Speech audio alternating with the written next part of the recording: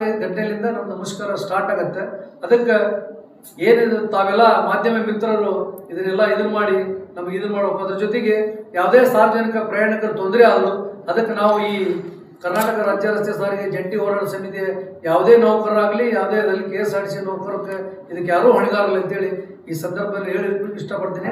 ಅದ್ರ ಜೊತೆಗೆ ಮಾನ್ಯ ಹೈಕೋರ್ಟ್ ಜಡ್ಜ್ ಸಾಹೇಬರು ಲಾಸ್ಟ್ ಟೈಮ್ ನಾವು 1/5/2025 ಮಾಡಿದಾಗ ಒಂದು ಆದೇಶ ಮಧ್ಯಂತರ ಆದೇಶ ಮಾಡಿದ್ರು. ಅವಾಗ ನಮ್ಮ ಮುಷ್ಕರ ನಿಂತಿತ್ತು. ಅವಾಗ ಸರ್ಕಾರಕ್ಕೆ ಡೈರೆಕ್ಷನ್ ಕೊಡಲಿಲ್ಲ ಅವರು ಏನಂತ ಇಷ್ಟು ದಿವಸದಾಗ ಇವ್ರ ಸಮಸ್ಯೆ ಬಗೆಹರಿಸ್ರಿ ಅಂತೇಳಿ. ಮತ್ತೆ ನಿನ್ನೆ ಒಬ್ರು ಯಾರೋ ಪುಣ್ಯಾತ್ಮರು PIL ಹೋಗ್ಯಾರ. ಆ PIL ಮ್ಯಾಗ ಮತ್ತೆ ಇವತ್ತು ಕೋರ್ಟ್ ಅದಕ್ಕೊಂದು ಜಜ್ಮೆಂಟ್ ಕೊಟ್ಟೈತಿ. ಇನ್ನೂ ಪೂರ್ತಿ ಪ್ರಮಾಣ ಜಜ್ಮೆಂಟ್ ಆಗಿಲ್ಲ. ಆದರೆ ನೀವು ಮುಷ್ಕರ ಕೈ ಬಿಡ್ರಿ ಅಂತ ಹೇಳ್ಯಾರ. ಆ ಒಂದು ವಿಷಯ ಒಳಗೆ ಹೈಕೋರ್ಟಿನ ಮುಖ್ಯ ನ್ಯಾಯಮೂರ್ತಿಗಳಲ್ಲಿ ನಾವು ಮನವಿ ಮಾಡ್ಕೊತೀವಿ. ಯಾಕಂದ್ರೆ ನಮ್ಮ ಸಮಸ್ಯೆಯನ್ನು ಆಲಿಸ್ರಿ.